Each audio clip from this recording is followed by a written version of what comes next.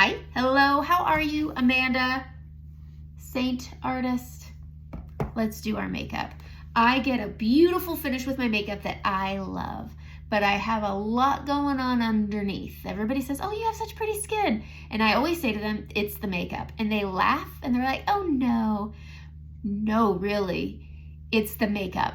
The makeup that I use. So I use Seint Makeup. It's cream-based 3D foundation. Let's get you a color match. Send me your makeup-free selfie facing a window inside, not in your car, not outside your house, inside, a couple steps back. I'm in front of a window right now. I'm about, I would say 3 feet away from the window, and this is perfect. So this is what I use. And these are my Ride or Dies. Aspen Contour Suede Lip Liner. That's what gives me longevity out of my makeup. That's what gives me this finish right here. I have all this over here. We know that. You've seen my pictures. I'm going to show you how to do it. So you're going to take the blend brush. Get this brush. If you have hyperpigmentation, rosacea, acne scarring, get the blend brush. It's a great addition to your collection brush. Yeah. Okay, so I'm going to use the small end and we're going to go into Aspen. I don't do color science. I don't do demi. I'm not an expert, but I know color correcting. And I use Aspen because it's gray. That's the only reason. And I'm covering red, pinks. And so I'm just taking this gray tone. This is the way my brain works. It's gray, so it's got to make it dull. And that's all I'm trying to do is I'm trying to create dullness. I'm trying to take that redness and that pink away. So that's what I like. If you have rosacea, use it with the big end. I'm going to use the big end now and I'm going to go into Suede Lip Liner, also dense. And I'm going to go around my hyperpigmentation and I'm bringing them together. And the reason I picked suede is one, it's dense. It is one of our newer colors and I tried it and loved it. But here's the deal. It's similar in tone. And that's why we're camouflaging it. And then we're bringing it up. All my pigmentation that's coming in is all in this area. So I just apply this similar tone around it and it creates kind of a sculpt and then down. That's the extent of my color correcting on my face that's going to give me this finish. I am going in with the spot brush. Let's talk about this demi. My friend told me to use it and I like it. That's the extent of my knowledge with demi. I've tried playing with it. I don't understand color tones on skin. I just don't. I can't get it through my skull, but I do have a team of girls that I talk to and that help me. If you and I have talked, I have talked to them. So what I'm going to do is on the spot brush here, I'm going to take it and I'm going to pinpoint my discoloration. And you want to me, I want to see it. I don't want a little bit of it. I want to see it right on the areas that are dark. So I pack it on so you can see it. You can see that. I'm going to take this fluffy end and I'm just going to tap it and blend it out.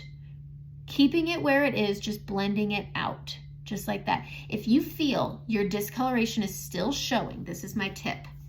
This is just something I've learned with my own face on my darker under eye days. I take this fluffy end and I tap a little on and then I can go in and I can just build, but you could easily tap it down. If you apply too much, you can blend it down and take that texture away, but it's okay. It's cream, so it's very workable. I think that's a good word to use. Okay, so let's get into how I apply my makeup to look like this. I am going to use the buff brush. I like a medium to full coverage makeup. I'm between colors, so I'm tapping between amber and candlelit, but I'm tapping it on. I'm not caked together, and I'm gonna come right down here. So what I'm doing with this little foundation color is I'm evening my skin tone on the lower part and bringing it to my chin, but I'm evening this out and I'm tapping it because I have all this color correcting and I can't tell where it starts and where it ends. So I'm tapping over, bringing it up over my discoloration, over that aspen that I placed there, onto the nose a little bit because it's a bit red. And I like, this is what evens out my skin tone. That's what gives me this finish right here. Because you're not contouring this part of your face. You're not blushing it. And that's the only place that I need to put it. And this just evened out my skin tone. I'm going to go to the detail brush. This is the brush for contouring. I love these brushes. They're meant for these kinds of dense creams. Traditional makeup brushes are great, can work. e.l.f. has great comparable brushes if you're looking for something budget friendly. But if you're using brushes meant for liquid foundations or concealers, they may not work as well with this because they're not meant for such a dense cream. So I'm going to go into my contour, which is Astoria today, and I'm going to tap it on. And I'm going to come down the side of my forehead here. And this is just creating dimension, foundation, and structure. We don't have a one-dimensional face, so we're not going to apply our foundation that way. So that's all this is. It's a 3D foundation. I'm going to tap some onto the edge right here. I'm going to tap onto the side of my nose, just like this, straight down, and then I'm going to square it off like this, and then I'm going to tap across my nose. And this is because I have a bump on my nose, and it always creates these high points, and so by tapping, it helps. So there we go. My nose is all brown. I'm going to take this little end and I'm going to pinch it, and I'm going to tap into my brightening, and then I'm going to go down the middle of my nose. This is what's going to straighten it. If you have a crooked nose or a bumpy nose and you feel like you can't contour it, this is what you do. I've heard so many people say, my nose is too bumpy, I can't contour it, I never like it. Try this. Try it and get back to me. I'd love to know if it worked for you. But you can use your finger, you can use your brush, but tappy tap tap, and that's it. I'm pulling this up in the middle. We're creating reflecting light. Your brightening highlight should be a couple shades lighter than your actual skin tone, so it looks like reflecting light. It's foundational coverage. It's good stuff. It's good stuff. Okay, I'm going to take a little bit more, and I'm just going to hit my Cupid's bow and my chin. This is where light reflects, and this part's just pretty, and it accentuates it, and that's why.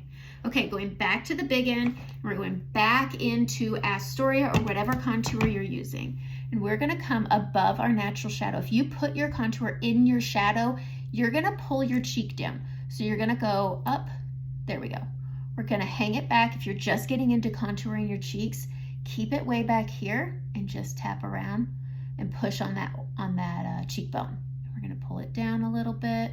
You can add a curve for lift and roundness. As you mature, you lose volume in your cheeks. So I like to kind of, if I smirk, you can see the natural curve of your cheek and you can follow it a bit. And that's what I like to do. And then I'm gonna go in front of my earlobe with whatever's left, and I'm gonna chisel off my 42-year-old chin and make it look 29. Okay, probably not.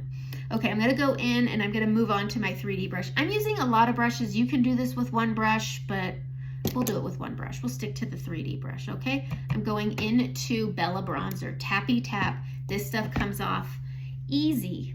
So we're gonna tap it above our brow, and then right here on the top of my cheekbone, and then we're gonna bring it together. Now when I'm applying in these areas, which is very much where I put my suede lip liner and my Aspen, I'm smiling to see where my apples are.